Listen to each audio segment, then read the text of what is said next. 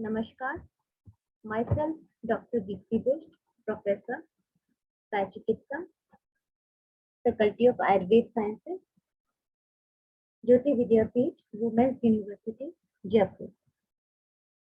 In this session for class BMS 4th year, we will discuss the topic hyperpyrexia. As all of you know, fever, which is also referred to as pyrexia, is defined as having a temperature above the normal range due to an increase in body's temperature set point. There is not a single agreed upon upper limit for normal temperature, with sources using values between 99 and 100.9 degrees Fahrenheit. So, increase in set point triggers increased muscle contraction and causes a feeling of cold or chill. This results in greater heat production and effort to conserve heat. When the set point temperature returns to normal, a person feels hot, becomes flushed, and may begin to sweat. Rarely a fever may trigger a febrile seizure, with this being more common in young children. So fevers usually do not typically go higher than 41 to 42 degrees centigrade, or we can say 100.5 to 107.6 degrees Fahrenheit. So any condition when thermal regulation system in the body is unable to dissipate adequate amount of heat, either generated within the body or due to increased external temperature, is hyperpyrexia. Net result is rise in body temperature. Hyperpyrexia occurs when this thermal regulation system is impaired.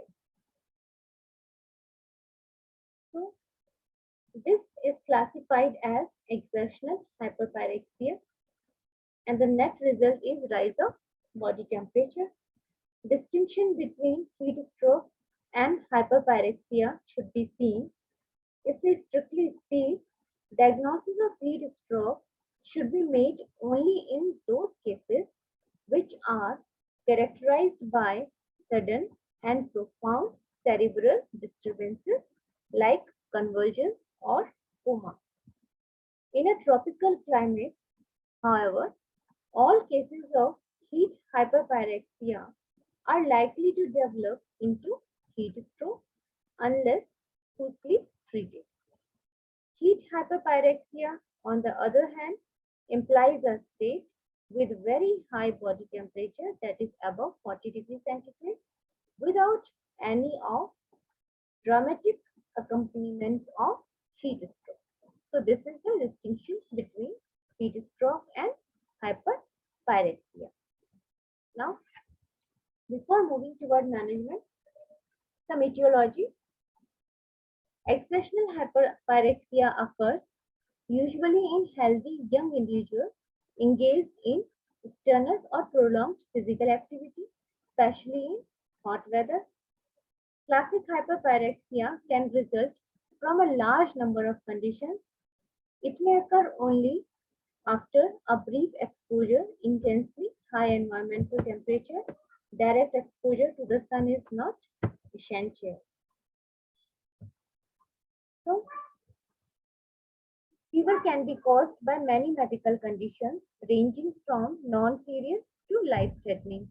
This includes viral, bacterial, parasitic infections such as influenza, common cold, meningitis, urinary tract infections, appendicitis, malaria, etc.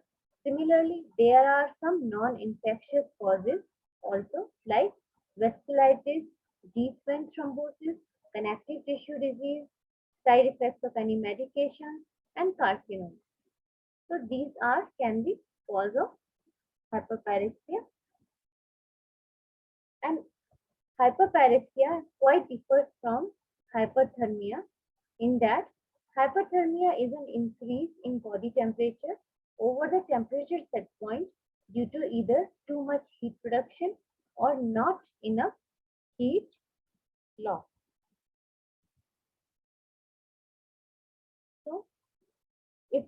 about the management, main goal is to achieve rapid cooling of the body, and second is measures should be done to reduce the body temperature.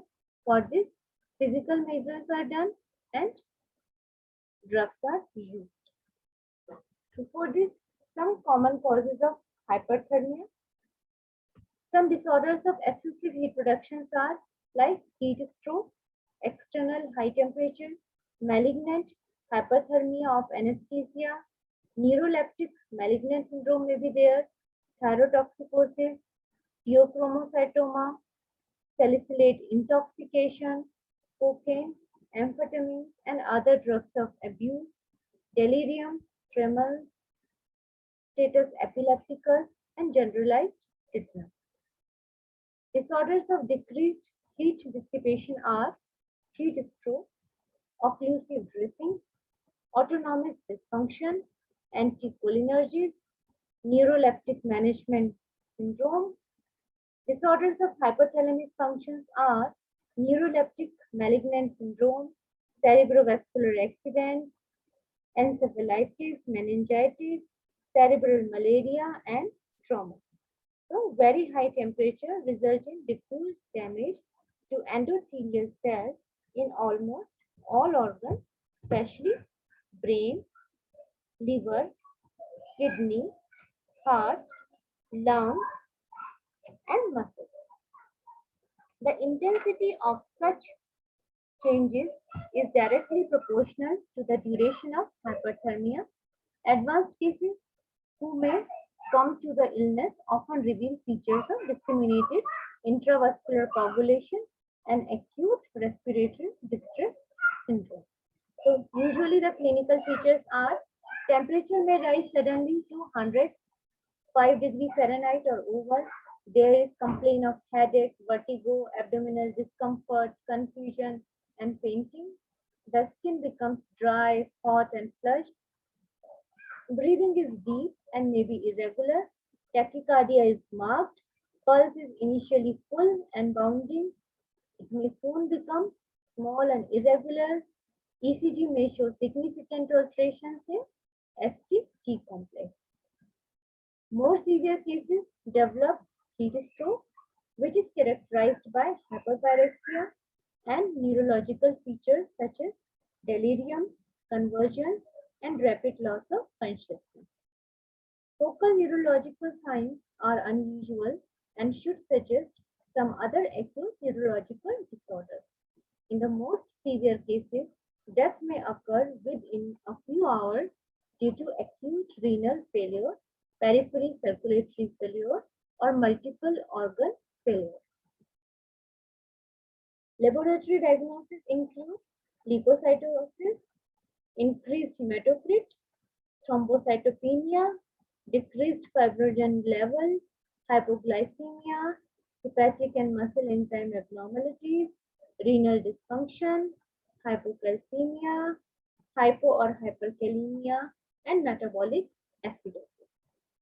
ECG abnormalities occur frequently, mostly in STP segment. Now, as the main goals for management, I have told. Now, the measures which should be adopted. First of all, physical measures. Physical cooling is the mainstay of treatment in such cases. Patient should be removed to the nearest cool palace and most of the clothing should be removed.